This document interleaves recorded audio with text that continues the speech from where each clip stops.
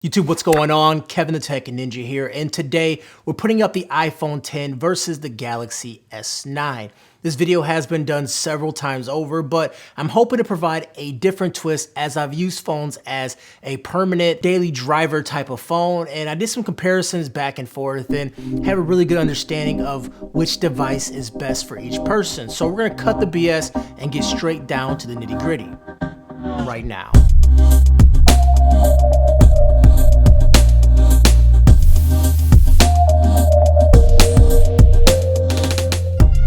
This video was made possible by App Academy. You can get a full $1,795 scholarship to Bootcamp Prep. App Academy's Intro to Programming course, Bootcamp Prep Online, will teach you everything you need to start coding. What you get out of this program is full access to the standard plan with one-on-one feedback during their 40-hour course, tutoring from dedicated instructors, access to the super helpful community live chat. And when you're done, you'll be ready to apply and get accepted to the best coding schools in the world. Hit the links down below to find out more. Starting things off with design, both phones have their advantages.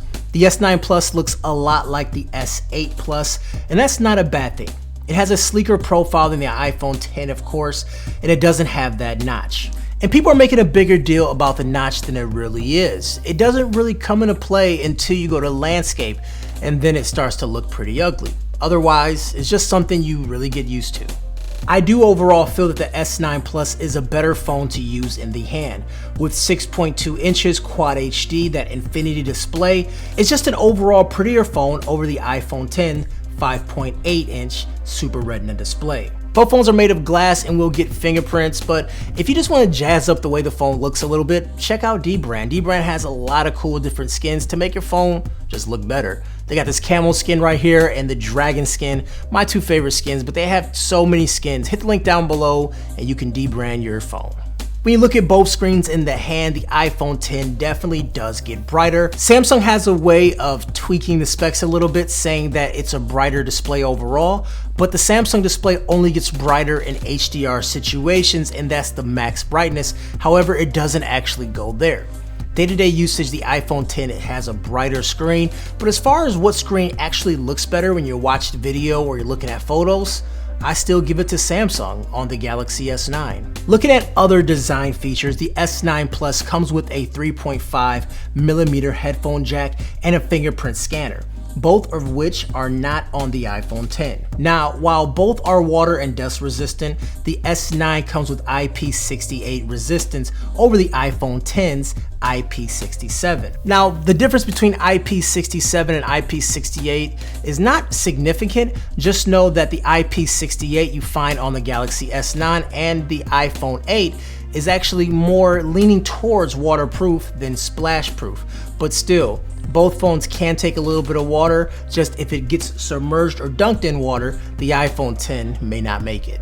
Now, user experience is key when it comes to smartphones these days, and both of the S9 Plus and the iPhone X do a great job. The S9 Plus rocks the Snapdragon 845 processor and 6GB of RAM, and it runs Samsung's latest experience launcher on top of Android 8.0. As you'd expect, everything is smooth from day-to-day tasks and loading times, and all those things like that is what you'd expect on a brand new phone, especially with Samsung. Samsung has added a lighter OS and stronger internals, and what you get is a faster phone. And this faster phone actually outdueled the Pixel 2 XL, and I have a video of that linked down below. But that doesn't mean the iPhone X is a slouch because it has that great processor.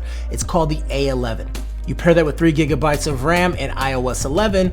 In fact, it performs very smoothly too, and the user experience comes down to personal preference.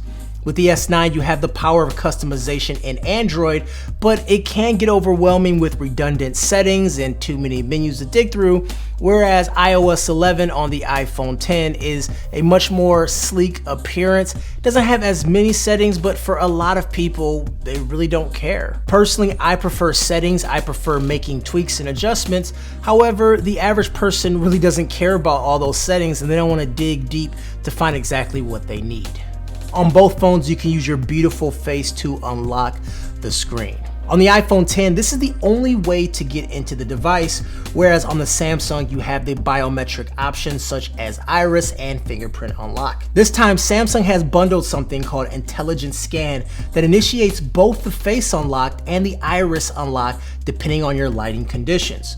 For me, Face ID on the iPhone 10 was faster to recognize my face, but it required an extra step by flicking the screen up. Whereas on the Galaxy S9, I tap the screen, look at it, and it unlocks. Now both work surprisingly well in low light, but they also both suffer from very bright light. It seems that the sensor gets flooded with information and it can't see your face. But under normal circumstances, you won't have an issue with that. But there was a couple times with the iPhone 10 when I was in extreme sunlight, direct light, and I couldn't even get into my phone. When it comes to copying each other, Samsung and Apple does an amazing job. When a new feature comes out on one of the phones, expect the other one to copy it.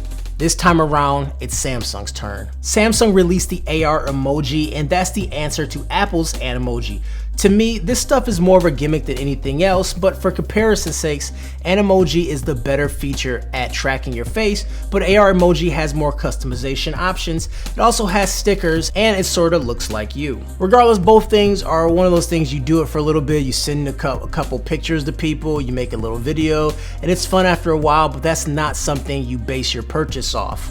Or maybe I'm wrong, I don't know. Something I want to touch on before we get to the camera and battery is the virtual assistants. We know the iPhone had Siri for a long time, and last year Samsung introduced its own Bixby. And like most things, the use of a personal assistant is purely based off personal need. Now for me, I welcome a voice assistant because my house is pretty much automated. And Apple has Siri, which works with HomeKit, and HomeKit is really great for home automation. Although I'm not fully in the Apple ecosystem, when I am using the iPhone, I do have complete control over my house with my voice. Then we go to Bixby and I don't have that same functionality. Obviously, Siri has been around a lot longer and Bixby had a pretty rough start. It's still just one of those things that I do need to mention. But you can always install Google Assistant and make that your native voice assistant launcher, but we're comparing Bixby to Siri, and even though I don't like both systems, adding in HomeKit makes Siri a lot better than Bixby. Now I know Bixby is a little bit more than just voice assistants. It does things like intelligent scanning of photos and all those things, but to me it still ends up being a little bit of a gimmick, and Google Home or Google Assistant just does it better. And with that, we're at the cameras. Both phones have a dual 12 megapixel setup and they use it differently. The S9 is the first phone to come with a variable aperture lens from f2.4 to f1.5, where the iPhone doesn't have that. Both phones have a telephoto lens for 2x optical zoom and their very own version of portrait mode, or selective focus as Samsung calls it. If you look at overall performance, the S9 tends to take better photos, especially in low light. For the front camera, the S9 has an 8 megapixel sensor where the iPhone has a 7 megapixel picture. Again, you'll get a portrait picture here, and I think the iPhone does a better job. But compared to the Pixel 2 from Google, I still think they're both miles behind. I don't think Samsung does a great job at giving you a natural photo. It seems like they over soften the image and they kind of lighten the skin a little bit, and it just doesn't look great. The iPhone 10 does a pretty good job at making the pictures more detailed and look pretty good, but for an overall camera, the S9, I think, consistently has been taking better photos for me. So let's talk about batteries. The iPhone 10 has a smaller battery at 2716 milliamp compared to the Galaxy S9 Plus 3500 milliamp. But in day-to-day usage, the S9 Plus is only slightly better. Where it is better is at fast charging with the brick provided out of the box. Apple actually had a different approach where you actually had to go out and buy a fast charging brick cable for an extra $80. Come on, Apple. I think this gives enough insight into what both phones are capable of and how they weigh up against each other. No phone you see out there is perfect, but these come close in many different ways. As far as the one you should pick up, I hate to say it, it's up to you. The iPhone 10 to me is just a fresher feeling phone. It's Apple's latest flagship, and rumor has it they may not be making an iPhone 10-2 or whatever the name would be. But this is Apple's sort of new project, no home button. Apple is known for their home button, and this is just a refreshing phone. When I leave my Android phone and go to an iPhone 10, I actually enjoy the experience. I do enjoy the connectivity of the apps, their ecosystem, iMessage, and also the apps just look a little bit better. I hate to say it, but when apps are made right, they are fantastic on iOS. They look great, they scroll great, very nice. But on the flip side, we have Android. Android is the operating system for a lot of people. You have more customization, you're in complete control of your device, and that's just a really good feeling. If you're in the Apple ecosystem, there is no reason why you shouldn't stick there. But for Android users that may want to try something else, the iPhone 10 is waiting for you. You can move all of your Android things, your Google things to an iPhone, but when you have an iPhone, you can't bring all that stuff to Android. So the switching incentive is not there for iPhone users. Regardless, both phones are great, but for me, I'm gonna stick to Android. Anyways, guys, I'm Kevin the Tech Ninja. If you enjoyed the video, you know what to do. Give it a thumbs up, hit subscribe, leave a comment. Talk to you guys later.